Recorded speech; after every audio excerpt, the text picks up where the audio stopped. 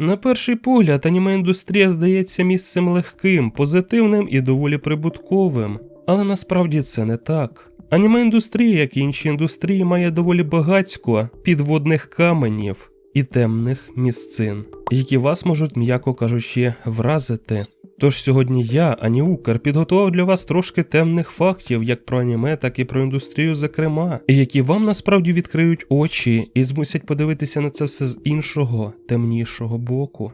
А перед тим, як я почну, постав вподобайку і напиши коментик, це мені дуже допоможе у просуванні даного відео. Дякую. Факт перший. Пекельні умови праці у аніматорів. Ви, напевно, думали, що раз аніме-індустрія така велика, то й зарплати там, напевно, відповідні, а от і ні.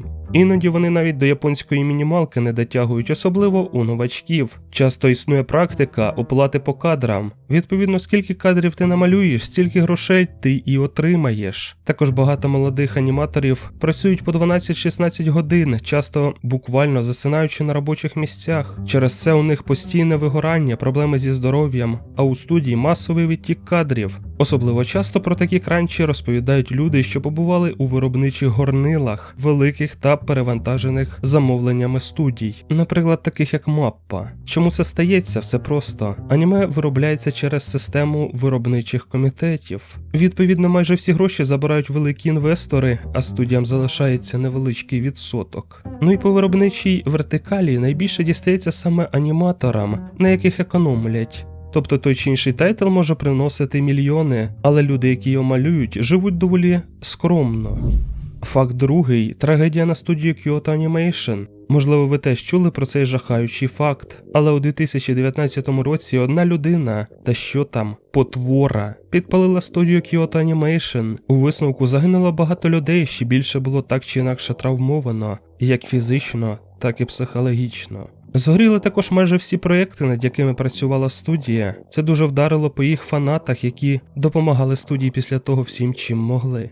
Kyoto Animation також славилася дуже людяним ставленням до своїх працівників, достойними умовами праці і підтримки. У народі вона мала назву «Найдобріша студія».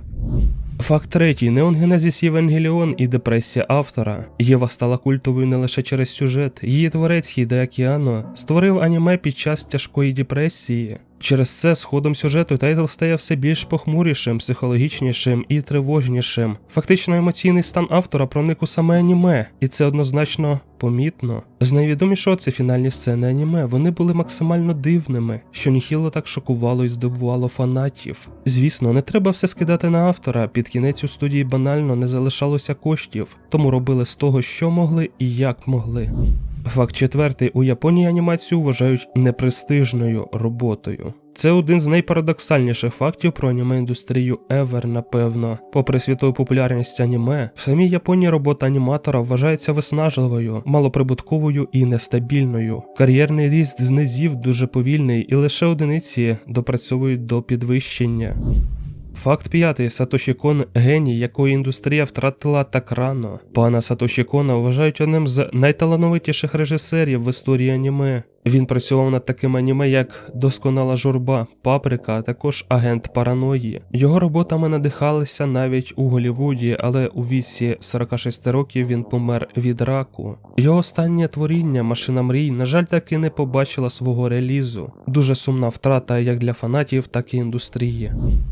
Факт шостий. Родом з безодні – це натуральна пастка для глядача. Спочатку цей тайтл виглядає як милий, пригодницький світ з юними персонажами і загальним казковим вайбом. Але чим далі розгортається історія, тим більш жахаючою вона стає. Аніме різко показує жорстокість, каліцтва, психологічний жах і боді-горор. Чому це так чіпляє? Все просто. Тому що глядач цього не очікує і не готовий до такого контрасту. Саме це й зробило тайтл таким відомим.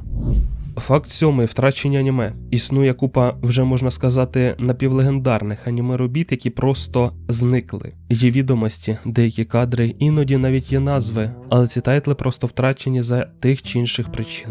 Здебільшого це аніме, які були створені ще у доцифрову епоху, а тому погане зберігання, економія, пожежі та банальна утилізація зробили свою справу. Наприклад, існувала купа пропагандистської анімації ще за часів Другої світової, яку після американської окупації банально знищили. Більшість тих втрачених аніме по суті є втраченими назавжди. А от кого я точно не втрачу, так це моїх меценатів. Якщо б не ви, цього б каналу не існувало б в принципі. Дякую. А якщо і ти теж хочеш долучитися до їх рядів, то всі посилання у описі.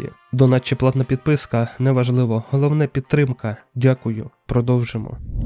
Факт 8. До речі, про пропаганду і аніме. Чи знали ви, що аніме з колін по суті підняв уряд імперської Японії в роки Другої світової? Анімація тоді була одним зі стовпів японської пропаганди, зокрема серед дітей і молоді. Ворогів, зокрема американців, показували як слабких і тупих, китайців же ще гірше, прирівнюючи до комах чи хробаків, яких треба чавити.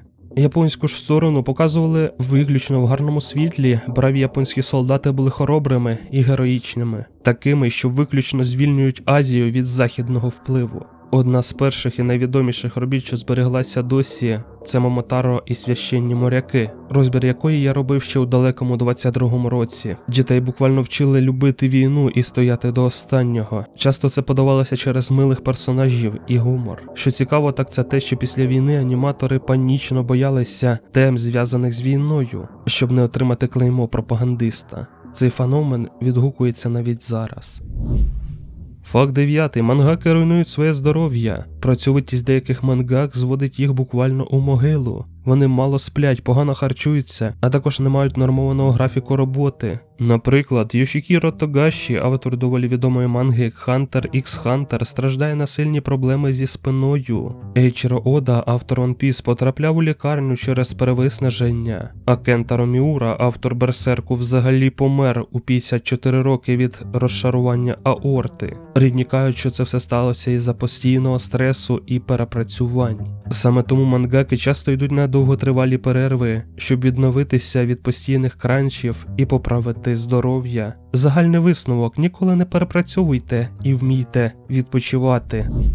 Факт 10. Темний підтекст затишних аніме. Фрірен, на перший погляд, максимально чилове і розвантажувальне аніме, але це тільки на перший погляд. Аніме просто переповнене філософськими сенсами, особливо такими як втрата близьких, плин часу, самотність від безсмертя. Але це тільки початок. Аніме Мусаші виглядає як медитація з природою, історія про спокійні подорожі і красивий фольклор. Але у підтекстах зразу видніється самотність, смертність і неможливість щось змінити. Аніме «Дівочий табір» на перший погляд просто тайтл про милих дівчаток, які ходять в походи. Але попит на таку виду творчість зросла саме через перевтому, самотність, вигорання. Ці підтексти можна прочитати в кожному подібному аніме. І це, як на мене, доволі моторошно.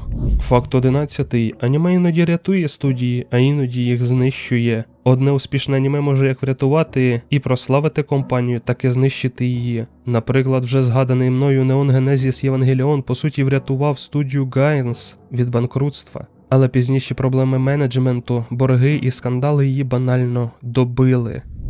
Факт 12. Багато аніме існують лише як реклама манги. Це один із найбільш шокуючих фактів для людей, які тільки починають занурюватися у цю індустрію. В основному саме аніме майже не приносить грошей, а от вже продажі з манги, ранобе, фігурок і блюрей видань роблять основний кошторис. Тому аніме здебільшого створюють саме заради а. збільшення продажів, б. реклами. Іноді навіть не всі тайтли екранізують до кінця, залишаючи на кліфхенгері, щоб люди йшли купувати мангу. Цей феномен прозвали «йди і читай». Це нехило бустить продажі, але аніме-онлі-фанати від такого далеко не в захваті. До списку подібних незакінчених тайтлів можна віднести «Вовчицю і спеції», «Берсерк», «Без гри нема життя». Я як аніме-онлі-фанат це, звісно ж, засуджую. Ми звикли бачити аніме як втечу від реальності, але чим глибше занурюєшся в індустрію, тим більше розумієш, скільки болю, виснаження і страхів стоїть за цими історіями. Ось такі фактики я зішкріб з просторів інтернету. Що ви про них скажете? Про скільки ви і так знали? Що найбільше з почутого вас вразило? Пишіть у коментарі. Мені дуже цікаво буде почитати. Також поширюйте, ставте вподобайки і найголовніше, не забувайте за ЗСУ. Усім до зустрічі, усім Па-па.